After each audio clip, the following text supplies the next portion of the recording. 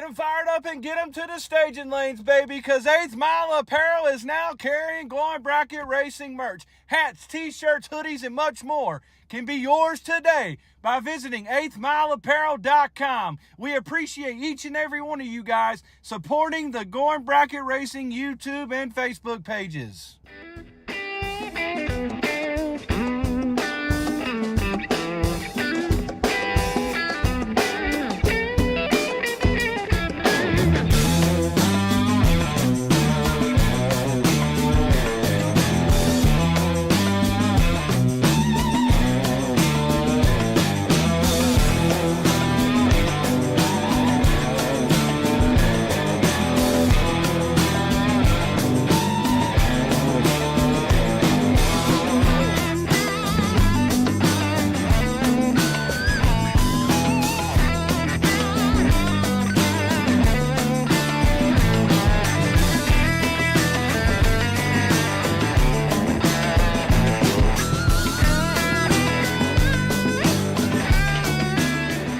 What's up, everybody? May 13th, 2025, episode 193 of the Going Bracket Racing Live podcast. We just got done with TB Promotions race. I'm sure everybody watched it last weekend, and we're going to talk a little bit about that. We're going to talk about all kinds of things on this live stream. Everybody, welcome in. Welcome to the show. If you haven't already, hit the subscribe button, hit the share button, get it out to your friends and family out there in the Facebook world and wherever else you share it. Share it on your, I don't know, send it to your buddy. Send a link to your buddy in your text message feed and say, hey, y'all need to be watching this right now. Get the down low on some bracket racing news right now this week. And we got to always thank those people who help this be free to you every single week and have from the very get-go. TSR Racing products, go to them for your Power Glides, your Turbo 350s, your Turbo 400s, your 727 transmissions, any kind of parts or accessories you need for that kind of stuff. Hit up TSR Racing Products and they'll get you taken care of quick and easy. BRG 3D printed parts. Hit up Brian Garrett over there. He can print up everything that you might need for your race car, any kind of custom parts you need, anything that you got dimensions for you don't really know how to make yet, or maybe you got a template made out of metal and you want it to be a little bit lighter. Send that to him in the mail and he'll print something up that clamps right on to wherever you need it to be. Syntex Printing out there in Temple, Texas, for your stickers, shirts, brochures, any kind of stuff that you need to promote your business or your racing team or et cetera, et cetera. Syntex Printing, Driven Racing Oil, the code's still good, GBR10. GBR10 at checkout gets you 10% off anything you order from Driven Racing Oil off their website. Still the cheapest place that you can get Driven Racing Oil as far as I know, thanks to the GBR10 code. That's not all they sell. Go out and look at their website and figure out what they do sell, because even if you're cleaning your car, Driven Racing Oil is the place to go. And GBR10 gets you 10% off all that too. Proform Parts, visit proformparts.com for your shop tools, carburetors, alternators, starters, radiators, all kinds of stuff over there at Proform Parts. They're coming out with new stuff every single day. Proformparts.com to get all that stuff. Crew Chief Pro Software will get your racing dial in. He can't help you let go of that button. That's your own fault. But he can help you dial that brand new combination in and kind of tell you what it's going to run before everybody else knows. Those blind runs, you really want to get on that Crew Chief Pro software and figure out what you're going to do before you realize it. Give you a little bit of help. Save you some of that buyback money, man. Gearhead Solutions, our newest partner over here. And let me tell you, Trevor over there at Gearhead Solutions gets me taken care of every single week. I'll usually send him a big, long text message feed of, I need this today, I need this today, I need this today. And stuff typically shows up within 24 hours. Sometimes, you know, he slacks off and it might be 48, guys. Give him a little bit of time. But I can tell you right now, Gearhead Solutions get it to you faster than any of those big box stores. And you're actually talking to the person who owns the company. You're not talking to somebody who's some kind of customer service representative that doesn't know anything about what you're talking about. So support the racers that actually want to do right by you and know that, know actually what you're talking about. You don't have to talk to somebody who's doing something with computer programming. You're trying to ask them for a ride in for your anti-roll bar or something like that. So anyways, that's just my personal preference. Gearhead Solutions. 8th Mile Apparel, their website's back live as far as I can tell. Get your GBR hats, t-shirts, hoodies, all kinds of stuff over there. Support the show. If you like the show, support the show. Wear that GBR gear. Wear it loud and proud and tell everybody to hit that subscribe button. George, I think I covered it, man. It's been a little bit. I think I'm back in the groove now.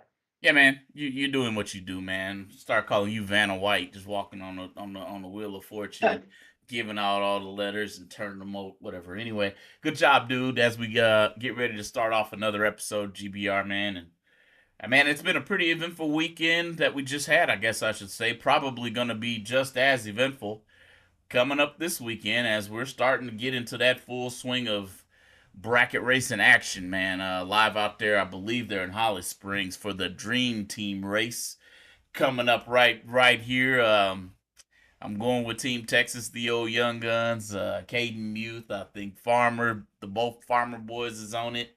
There's a couple others, and I just can't name them right off the top of my head because I don't have the list right in front of me. I think they're team number 12, though. Watch out for those boys. That's all I'm saying. But Casey, man, I heard you got some rain out there. At least it's through the week and not on the weekend right now.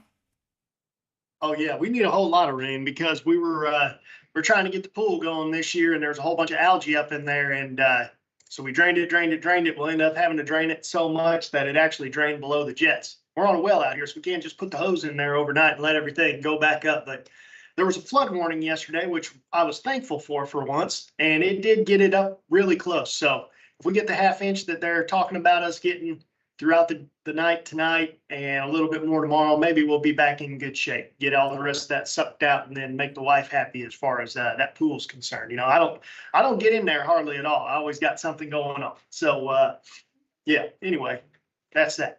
That's good stuff, man. That's good stuff. Hey, so we got a lot to talk about today. It might as well be an open discussion.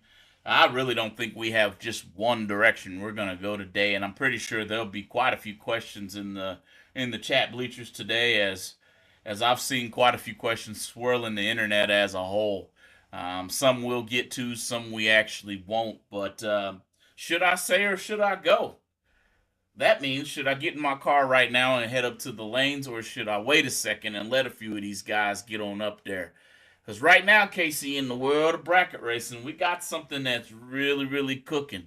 And it's called being six total and not seeing any electricity in your lane, man. We got to talk about this. I feel like let's talk about it first as we go through the recap of TV Promotions Twin 50s, the third edition, I believe, from St. Louis. One of my favorite tracks. It's near and dear to the both of us. Got to see a lot of guys we grew up watching race down that track. Several names that we just know. Even one guy that we grew up with won one. I believe old Buttram got it done. Congratulations out to that team. Showing up and showing out. Home track, protected home field. Hey, it had to be somebody from St. Louis to win that race in St. Louis. As far as I'm concerned, you got home field advantage. Casey, talk to me, man, about your thoughts at this race, because there's several things we can really come into success-wise on this one. Dude, to be honest with you, the thing that I'm most impressed with this race is not even the racing, believe it or not. It was actually the commentary and live from the booth and things like that. I did see on Tyler and PJ's podcast, they were talking about they were getting ready to do something a little bit different. And, you and I have been talking on this show for years now about how we don't understand how there's not like a Brian Loans and Tony Petrion in the tower commentating between all this dead time, because we have plenty of people there and plenty of cameras there. But when people leave, it's due to the dead time. It's due to, well, we're talking about the split. Well, okay, let's go back there and watch them talk about it. We don't even need to know the numbers. Just show people are in the lanes and looking at cars and people walking around and all kinds of stuff, like just let's figure out what, let's just give some sort of entertainment rather than looking at a dead racetrack. And I think Tyler and PJ did a great job. They almost got taken out by a rock from somebody doing a burnout I saw at one point. But yeah, they're up there talking about things as they're happening. And what do you think about this in the ladder round? It's very similar to Live from the 8th Mile that we did a few times during the OG Million. That was kind of our thing that we did there for a little bit. But it's just interesting. It's people actually going over the statistics and why do you think this guy's going to win? And can you believe this guy's in? And what the story would be if this kid ended up winning? Or, it's there's so much to talk about. that I always thought it was something that needed to be covered. And I'm very glad that Tyler and PJ are doing that because I'm looking for entertainment as well. Yeah, and it takes a pretty good partnership, similar to Brian Loans and Tony Pedregon, who are basically live or in recording format, trying to nail down in tandem what's actually happening on the racetrack to where we could break it down well enough for you to understand it on the TV set, which is excellent. And I really do take my hat off to not only TB crew, Motormania crew for getting a camera in there. Motormania crew was had a rover or a pit cam moving around out there to where we could talk to some racers inside of their car, getting ready to go, hoping for good luck or whatever the case may be, keeping it simple. Whatever the slogan might be, we heard it on live stream, and that's a great touch. And I feel like that touch could really increase the viewership to the live streaming side of things, to the viewership side of bracket racing. I know that I feel like Brian and Tyler or the whole TB team had a really good viewership count from every day I watched. There, I believe there's over 1,000 people in the bleachers virtually watching that race. So definitely a very good touch, Casey, man, and look forward to seeing quite a bit more of that as we continue to go forward. Even if it's Jed, little Jed, JJ, and his partner in crime, for some reason whose name eludes me. Man, put a camera out there with you guys. Sit there in front of the camera and break down those runs. Doesn't always have to be live on the screen, but that back and forth is it's good to be able to cut to every now and then. Hey, let's cut to the live in the booth, and boom, you cut to it, and then boom, you cut back to racing. That was a good feel. Yeah, I mean, even if it's picture in picture, I think Steve Riggins is the one that JJ is usually announcing with 99% of the time. Great announcer as well. And in fact, a fan of this show. But anyway, yeah, man, great promotion over there. It's always great. TB, I feel like those guys both being young, Brian and Tyler, PJ's heavily involved with all of that. I feel like those guys being young really brings a new view to the sport, and it brings a new view to entertainment. PJ is an entertainer by trade, so that definitely helps. And I know Brian and Tyler are always willing to try new things and make things bigger and better every time. That's why their races are becoming so successful, and they have easily gone into, in my mind, the top three promoters in the game, period, even though they are so new. But anyway, man, get back to the actual racing. Yeah. Little birdie wins. on the wall. Yeah, you're going where I'm going to go. A little birdie on the wall told me that race car might not have made it out of St. Louis. Oh, really? Which, hey, I don't blame him. That was a nice car. I'm just gonna keep it rated PG, Casey. That was a nice car, man. And it wouldn't shock me if somebody's like, hey, whoever wins this Joker, I'll take it off your hands right now. I don't know how true that is, because again, the little birdie just flew past and was like, man, that car was gone, like 4 cars left. Whenever they started figuring out who was down to the nitty gritty, somebody made an offer, and I believe the offer was taken. That is unsubstantiated facts. If somebody wants to jump in and tell me if I'm right or if I'm wrong, let me know. But starting off, I mean, I guess it's not starting the season anymore. We're getting close to where you would say it was mid-season, and Farmar Boys starting off strong. Buttram starting off very strong. I noticed in his Winter Circle interview, he said, I'm getting used to driving these long cars. Mark, we all know that you've had dragsters before. Don't act like you haven't had dragsters before. I do think that the Cutlass was about one of the best cars he's ever had. He said that, though. True. Does he still own that, or did he sell it? That's a good question, man. I'd be willing to bet he kept it. I would hope he kept it. He had that car for a long time, That's what I remember him in the first place. So, but yeah, man. Anyway, like you said, it was a really good car. Yeah, and then Langdon got it done. Finally got his baseball bat, man. He was very, very concerned about getting that baseball bat, and this is Top Fuel dragster racer to this day. Like not I used to drive Top Fuel. No, I currently drive Top Fuel. Like Sean Langdon, he races. That's all he does. He goes racing, and when he's not racing, he's going racing on his own. We're thinking about it. Something. Dude, Langdon that's a throws guy. down 7 or 9 total in the final. We need to message Langdon, man. We need to get him on GBR. That's one of those guys we've not had on this show yet, Casey. And I have a feeling he'd be more than willing to come and talk some bracket racing with us on a pretty soon here. So let me try to work that one out, GBR community. We'll try to get old Sean Langdon in here. If you know him, drop a nugget. Let him know we're coming. And don't forget, I want to say Sean Langdon might be the only back-to-back Super Comp world champion ever. I feel like.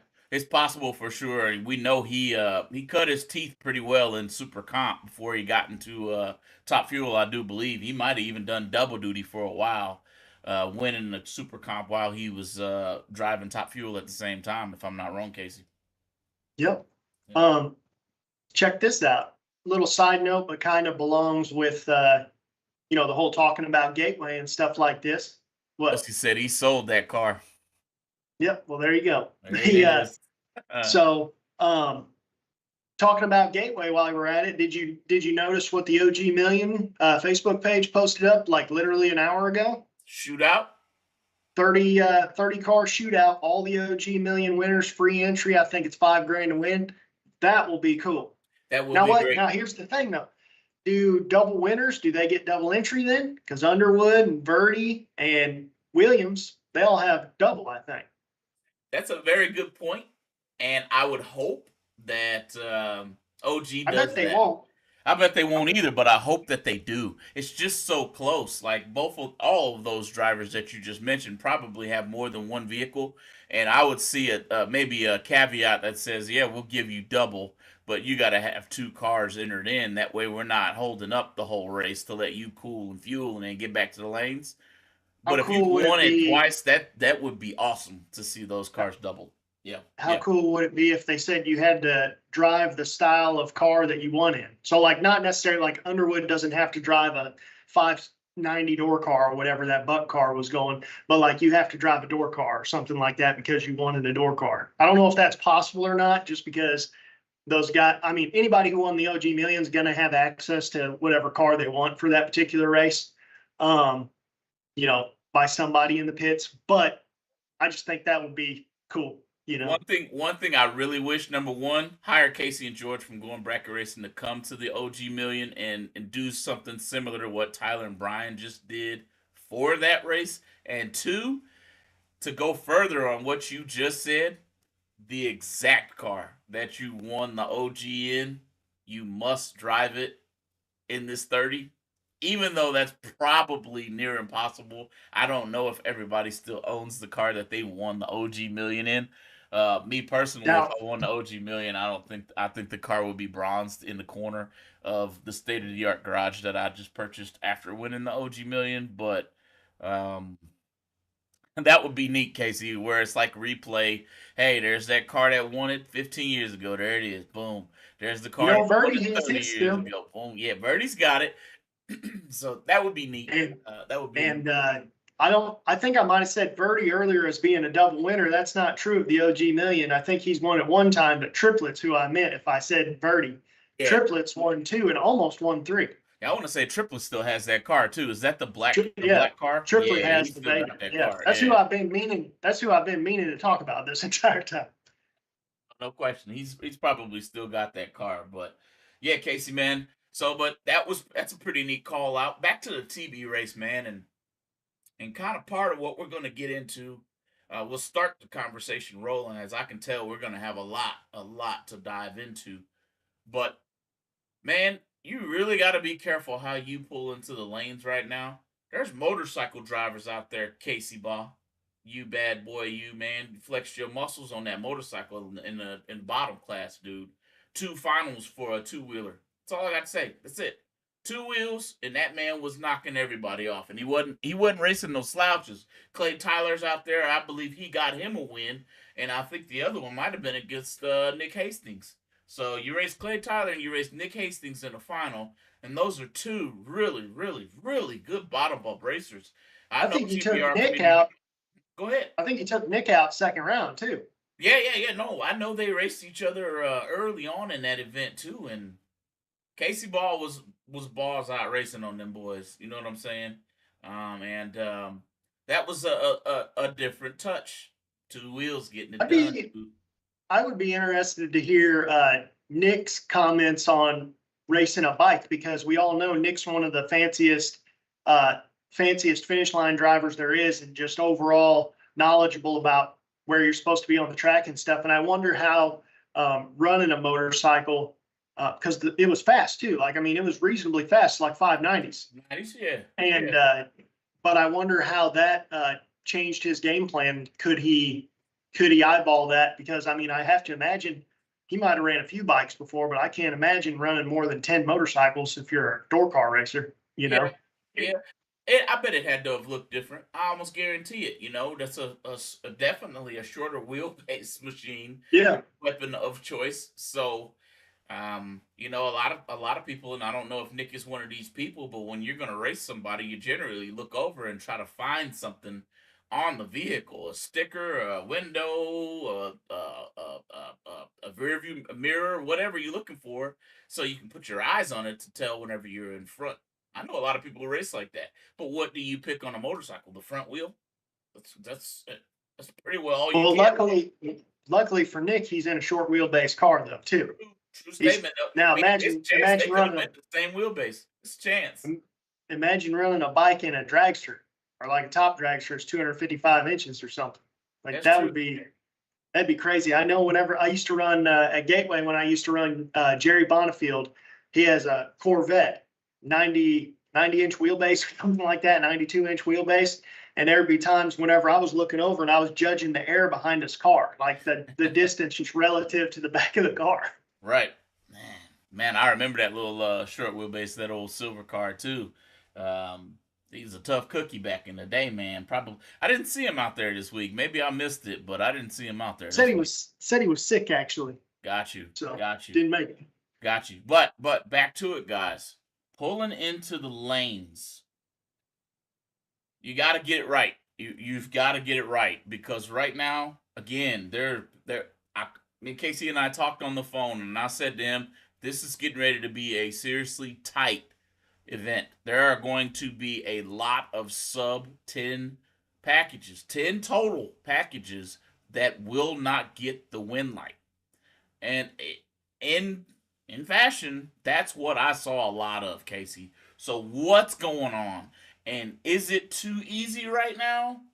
Do we need to, I don't want to add a safety element into anything, but geez, are the tracks too good? Do we need to stay at smaller venues to up the hard level? I'm losing my words right now, but what do we do? Right now, it's a practice tree race, bro. I think that is what it is now. That's what it's turned itself into. You better be good on the tree, and you better have your car lined out, or you might as well not show up, because you will luck your way through a few rounds, but man, it's whenever you're at a good track, the better the track is, the less good your car has to be, if that makes any sense. Like, a good track can cover up for it can't be a bad car, but it can be a mediocre car. And if the track's good enough, it will compensate for that mediocre car. I don't know, man, because there's plenty of races too where you see people winning races where you're like, that dude had no business being in third round, let alone win the race. And there's still something to be said for right place, right time. Yeah. And my phone's buzzing here because I got old Mr. Farmar Tony on the phone here. That car is headed to Texas. Just so happens that car is going to be in Texas. It'll probably end up in the Farmar clan, but I don't know if there was some bidding going on for somebody trying to win that car or what the case may be. And I think there was. Let me just say that there was something going on. Maybe they didn't realize that the person who bought that car at round 4 was actually Farmar dad, Tony Farmar, who actually was out there racing too, man. I've not got a lot of chances to see Tony behind the wheel, but going some rounds too. So hey, kudos to team Farmar as a whole, bro. And let me drive that dragster, Tony. Yeah, that's an expensive one. All of theirs are expensive ones. I mean, got some cars in that stable. That's all I gotta tell you. At least that wild looking paint job will fit right in with all their other stuff. At least I know what their dragsters look like. They're all wild looking, so it'll fit right in there in their garage. I don't know what their trucks look like or whatever they have, but and fitting too. One of the nicest paint jobs I've seen to date. Period. Okay. Ezel really did a real good job on Bodie Bennett's car, man. That's all I got to say about that. That car is beautiful. It is. But number one, I would not want to clean it because it is very ballsy to paint a dragster roll cage white. Man, we got speed clean. GBR 10. That's true. The speed clean is the best bet. Hey, if you got a white roll cage on your dragster, then you need to use code GBR10, get you some of that speed clean for cheap, because that stuff will make it just fall right off. That's a good point, George. Good idea. That's clean, Casey. As a matter of fact, Bodie, if you're watching this, you see me at the track, come on by. I probably got an extra bottle just for you, man. Give you some of that speed clean. Because, man, that old machine, especially you was going some rounds too, man, that black rubber get on there, you're going to need some speed clean. So, now, back to it before we get to a commercial break. And guys, be ready when you get up there. Some of these bigger money races, the way these tracks are prepped, we got mass traction that'll put a massive track down pretty well anywhere he goes. Gateway crews seemingly have got that track looking to the nines, especially after all that rain. I feel like it may have been a little rocky there in the beginning, and that's just kudos. If we didn't notice that, kudos to all the cars that are set up correctly. A lot of cars showed up that are just really, really nice, you know what I mean? But pull into the lanes right is the moral to the story. And make sure when you get up to the front, if you 6 total and you lose, and you 10 total and you lose, I'll give you a hug and a beer, whatever you want. It don't matter, because that's just a really good lap that just so happened to fall in a really bad time. So, I got more to say about that too when we come back after these few messages that we got from our marketing partners. Don't go anywhere. We will be back with more from the Going Bracket Racing podcast. Stay tuned. Innovation never sleeps at Proform, and we're making our popular Black Race Series carburetors even better by adding new features that will set them apart from the competition. Some of the newest features include a newly designed main body with contoured Venturas for better airflow, and a new inside and outside 2-step down leg boosters for increased atomization and better throttle response. Also, newly designed fuel bowls with increased internal baffling for better fuel control and the lower fuel ramp for reduced turbulence. There are also some new upgrades to point out.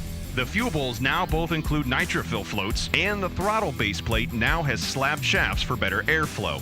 These new features, combined with a fully adjustable high-flow main body with screw-in air bleeds, billet metering blocks, high-performance billet throttle base plate, and aluminum fuel bowls with sight glass windows, makes for a great street strip carburetor that packs a punch.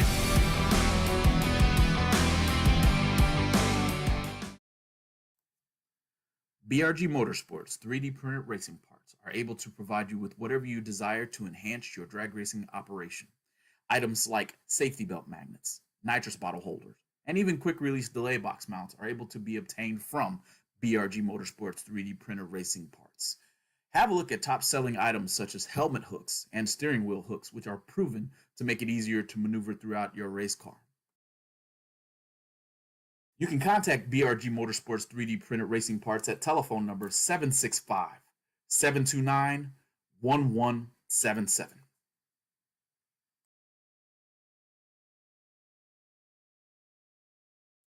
All right. Welcome back. Thanks for joining us on another episode of Going Bracket Racing Podcast. George and Casey here. If you don't know, if you guys are new out there, thank you for hitting that like and subscribe button.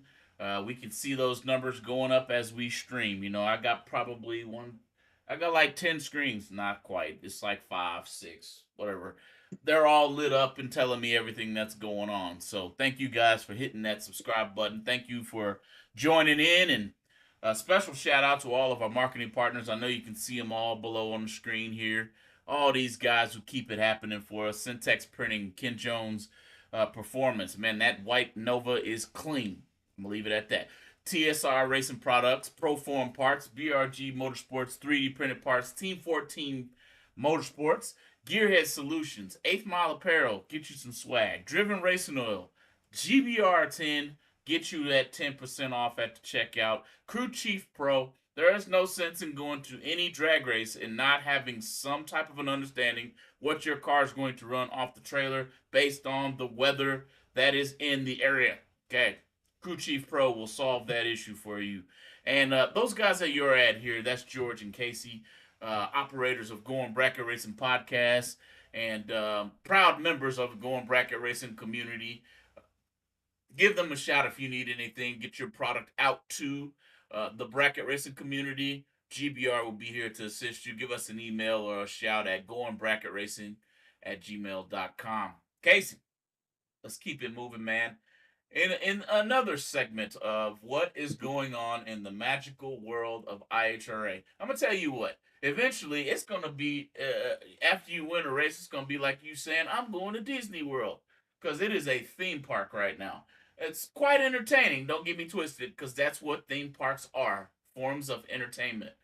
But we've seen what I'm going to say, Casey, and I think you might agree, a very strong flyer come out of IHRA this past a couple weeks back, whatever the case may be, where they've got a lot of action-packed racing going on coming near to a track near us. Casey, what are your thoughts on what we've been seeing? Well, I don't know how anybody could argue with the flyer. They're paying a ton of money. I know Top Sportsman and Top Dragster, you win first round and you already are earning $200 more than your entry fee just to lose second round. So, and then as far as the payouts are concerned, anybody who's watching this show would be concerned with either stock and super stock, or mostly the hot rod, quick rod, super rod. And they're saying, man, it's $300 to run for $5,000. Who's going to do that? You're forgetting there's no doubles. There's no buybacks. So how do you think you get to $5,000? You're also forgetting that these races involve contingency payouts. So it might say $5,000 to win, but there was a time where when you won the U.S. Nationals, IHRA paid you, say, $1,200 to win the race, and all those contingency sponsors that pay $200, $300 for your stickers on all those cars add up, and it ends up being like $15,000. Now your $300 entry fee doesn't look too bad anymore. Yep. 100% true, Casey. And the thought process you're using right now actually dispels a little bit of confusion. Because I see quite a bit of confusion going on. Is this a double divisional? Is this single entry? Are we racing to 8th mile or 1,000 feet? We'll just leave the question mark in everybody's mind on that one because we do not know. I heard 1,000 feet. I've heard 8th mile. I don't know what they're going to as far as for distance. What are we racing on? Okay, but what I do know is that this is not a double. Well, this is going to be, if I heard it correctly, in double divisional. I use those terms just as something to think about when you hear those terms. And if you don't know, that's 2 races in one weekend. That is the format that feels like is going to be they're going to take with these races. And a few things that you've brought up, Casey, make it a whole lot easier and help me with my thought process. You said, 1, there's no buybacks. Well, that'll prolong a race in a heartbeat, running first and second round seemingly twice. Okay, that'll hurt any type of a how soon can we get this event over. And then number 2, single entry, the other factor. So if we are correct here, which I do think we are, it is going to be double divisional or double 2 races in one weekend style race. In case, have you heard anything different than that? No, but all I've seen is what everybody else has seen. If you're willing to go through and read all the comments, which with having a show like Going Bracket Racing Live, we kind of have to do that. So I read through the vast majority of the comments just to kind of try to get whatever information I could and separate out the negativity from everything. and find real information. And from what I saw, somebody looked like they were commenting from a position of at least knowing from the inside what IHRA is doing. And I did see somebody say sportsman classes were going to run on Wednesday and Thursday. So presumably they'll run one race Wednesday, one race Thursday. And then the pro classes, Pro Mod, Top Fuel, probably Top Fuel Harley, Pro Stock, the ones you would assume to be pro, they are going to. I didn't see bikes. No, they have a snowmobile class, which I assume would include bikes or whatever, but that's probably a northern thing. I don't see that happening at Glot, but maybe. But anyway, but yeah, that's what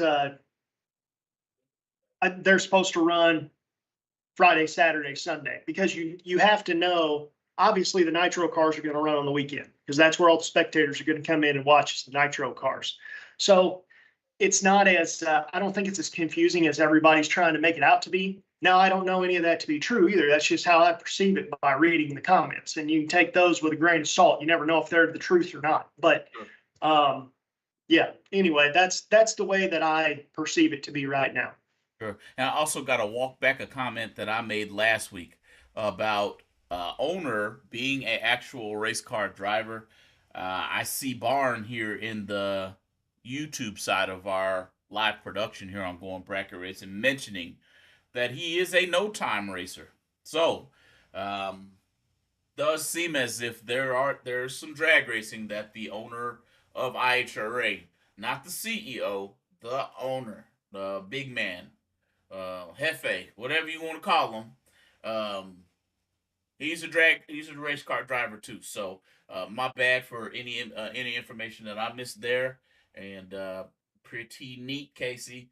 Man, this is going to get fairly interesting. I am happy to see a schedule out. I didn't think we would see any racing this year, especially as we get off into the next topic. And we actually had a question from the pit today on this one. I will allow the name to remain anonymous here. So here's an alert. This is the question from the pit segment of Going Bracket Racing, where we had a guy mention what's happening at Maryland International Raceway and the canceling of an event that's happening there. Not a lot of information to give. Maybe more of a, well, that figures out of me, Casey, with the cancellation of that race. I'm trying to remember the name of that event. Maybe I'll find it here in a minute. I had it up and do you still remember the name of the event, Casey? Oh, I don't remember, but it was at MIR. Yeah. It's when it was supposed to be, but yeah, there's a post or whatever saying, oh, it's canceled. We already knew it was canceled, and we assumed it would be canceled considering MIR and IHRA was going back and forth a couple months ago and started the whole controversy that's going on right now. So, I mean, I don't even think that needed to be said. But for those of you who don't know, it's canceled over there. It's canceled. I'll try to find the name of it too. That way it actually has a name here in just a second. But yeah, go figure. You have a quote unquote verbal entering of a contract to purchase MIR and make it owned by IHRA. That gets nixed within a few days pretty publicly. Go figure that you might not get a race that you thought you had on the schedule, or you don't want it. You maybe even want to sever all ties. I don't know who didn't get their way in this deal, but somebody didn't get their way and they're kicking their legs like a little kid. That's just the best way that I can put it. And canceling things or not canceling things based on not getting your way. It's a temper tantrum is what it is, Casey. Yeah, I mean, like I said, I think everybody assumed that it was going to be canceled anyway, and it wasn't. It obviously wasn't on the IHRA flyer, so you knew it wasn't going to be there. It's just like Spring Fling releases all their flyers at the beginning of the year. Don't you know where all the Spring Flings are going to be? Right, here it is, the name of it too. Thanks, Reggie Litch over here. It's called the President Cup. And Tom Worthington, thank you as well. The President's Cup is canceled. Yeah, I've seen that on IHRA's page. This is what helps me draw my conclusion that maybe this particular race was canceled by MIR and not IHRA. This is not substantiated information. I don't own the rights to that information if that's what you want me to say, but I can read in between the lines, and so can everybody else, that maybe MIR canceled that race themselves. Yeah, it'd be interesting to see because Reggie, I assume he had a stalker Camaro last year. I want to say he actually won CCRA's championship or got real close to it either last year or the year prior. He has a really nice Nova, same year as mine, and seemed like I always ran him every single time I went to Kinston with mine all the time there for a while. But yeah, anyway, I went up to him whenever I saw him in that stalker. I said, "What are you doing?" He goes, "I don't know. I guess I have a stalker now." So, but it worked out well for him. So I assume he's still got that stalker and probably is interested in seeing what these IHRA programs be like. I wouldn't be surprised to see him run for that deal. I'll tell you what, man, and I'm gonna say this to everybody who's watching. Thanks again for everybody watching. My phone's giving me information from every source that we got going right now, and I appreciate it. Okay, a lot of people talking about what IHRA doing. It's either Milan or Milan. I don't know how to say it, but word has it they are overhauling that track, and those are the things that I want to hear. Everybody in. If you drive a race car, if you don't, it's like you just need to be quiet, right? But if maybe if you're a spectator, I give you a little grace because you're a spectator. You come out, you watch, you spend time with us, you get to know what you're watching. Okay, if he's overhauling racetracks, this is good. Okay, I don't know. I've never been to Milan.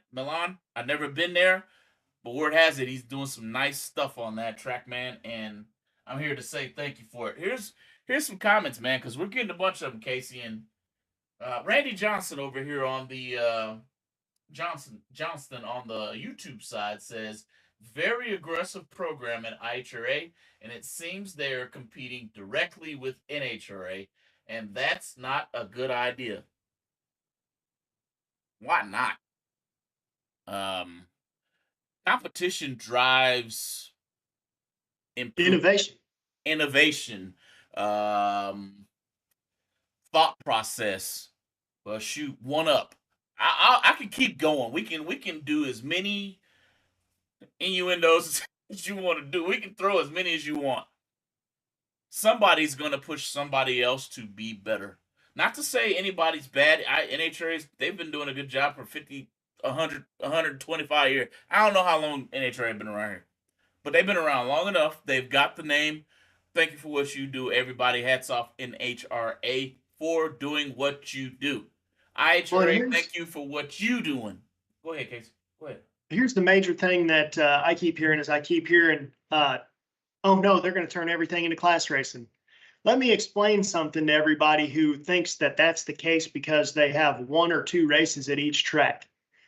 I grew up my entire life racing at now called Worldwide Technology Raceway. A place the TB race was just at this weekend. I raced there personally from the time I was 10 years old until the time until I moved to Denver, Colorado there for a few years for work. But the thing I want to explain to people is they have a divisional race and they have a national event there. And what is different other than those two special events? It's exactly like Galat has the spring fling. That weekend is the spring fling. There's another weekend that's PDRA.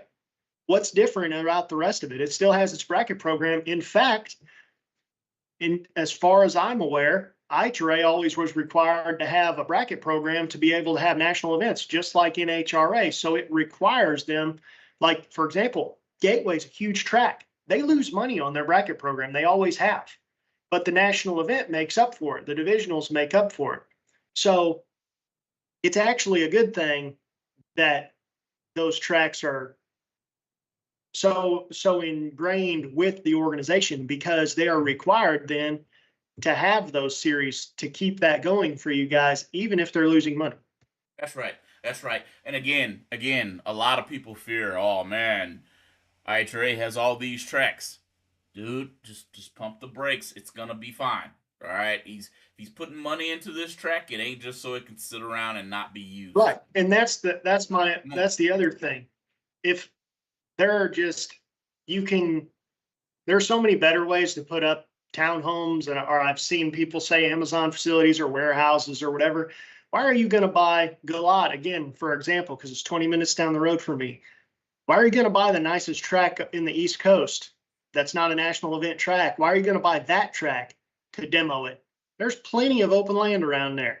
Like, you're just, why would you do that? That's dumb. That just makes no sense. You could buy an old track. Like, you don't need to.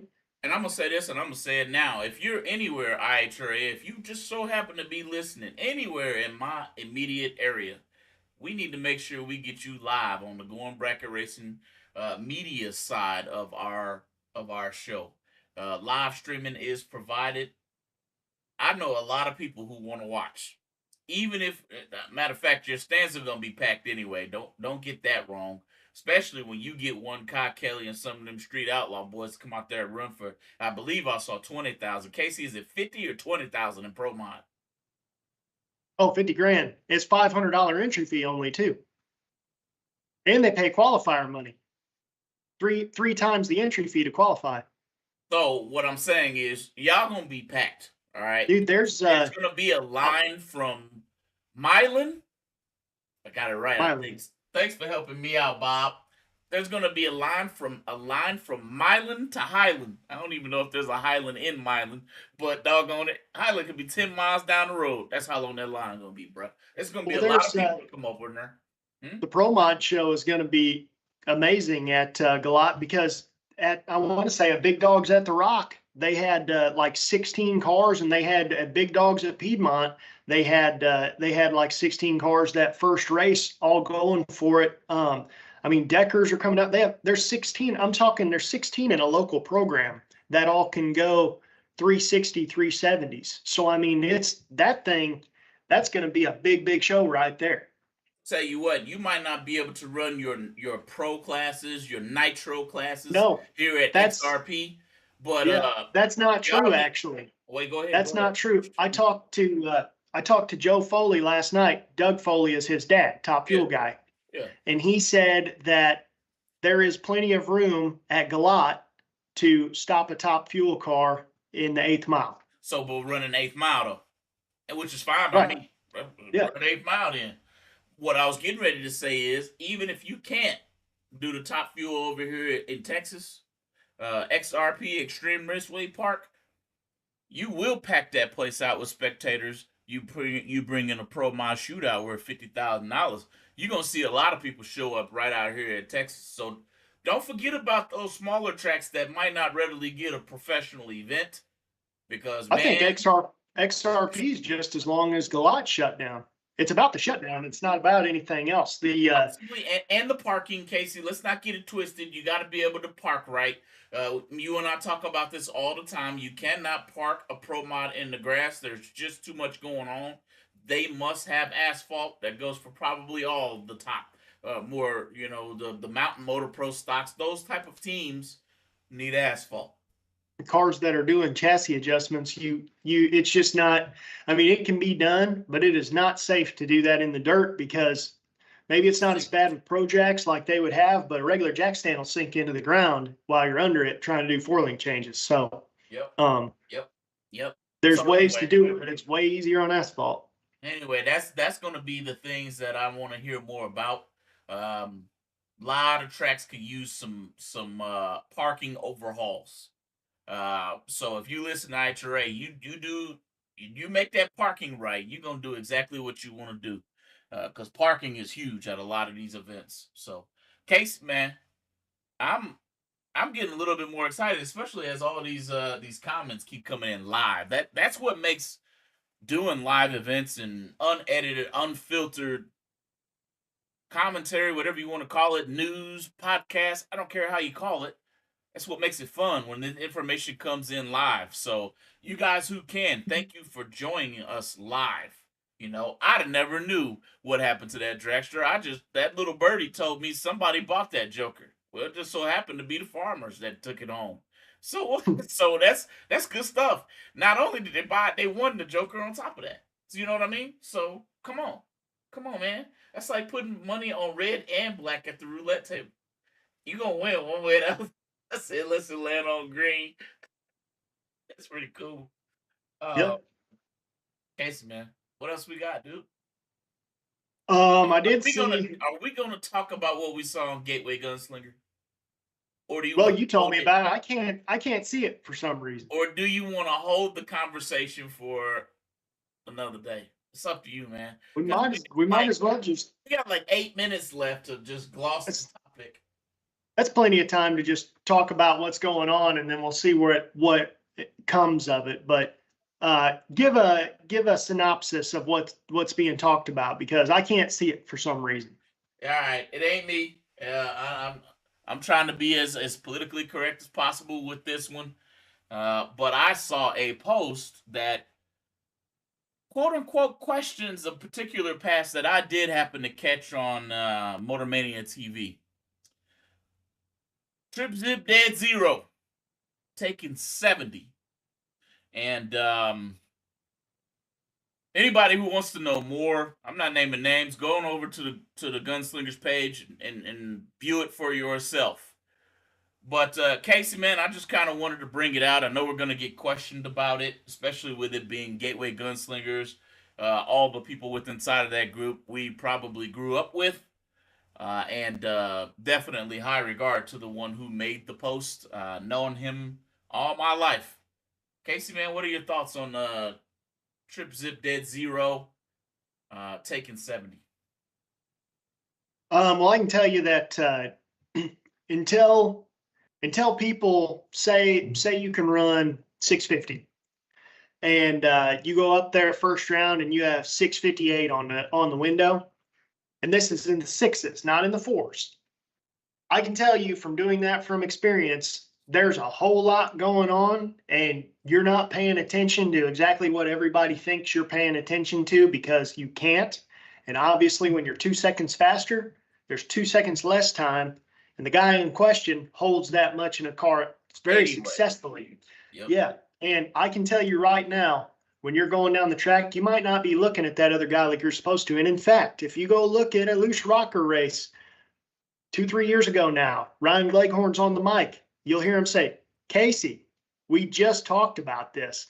And it's because I was looking back at this car who had missed the tree horribly, and I was holding like 7 or 8. I was 00 something, and he's 70. So he's way back there further than he should be. And I'm already way further than I should be down the track because I'm holding so much. And then all of a sudden I look forward and I said, oh no, there's the cone. Well, I have 4-wheel disc brakes and I'm only going 100 mile an hour in that car. In a dragster, you're going 140, 150 mile an hour, and you only have 2 disc brakes. Yeah. So things just, I don't know. I mean, I have, for the 2 people in question, all I'm going off of is hearsay. Didn't really get to read anything, but the 2 people in question, one guy I have a lot of respect for, one of the winningest people in the St. Louis area, always has been. Quite possibly the winningest guy in the St. Louis area bracket racing right now. For those of you who were saying this guy's never won a race. Yeah. For supposedly somebody said this guy's never won a race. No, that guy's won lots and lots and lots of races. So that's that. Yep. And the guy who's being accused, I think wrongfully, but the guy who's being accused is a very standout racer in his own aspect. And I have tons of respect for that guy as well. Everybody might have been calling it a bad day, but the one thing that I disagree with, I would say, would be there's a Motor Mania video and there's a Worldwide Technology time slip app. Those should be posted before accusations were made, in my opinion. But that's just me, but I do understand where he's coming from. Yep. I think I have an understanding of where he's coming from. There's nothing wrong with a little bit of checks and balances in our sport either. If I'm not mistaken myself, and you guys, if you don't know, I love to play golf. Well, I remember watching a golfing event where a fan or a rules expert called in a stroke penalty that was missed on the actual day of the event.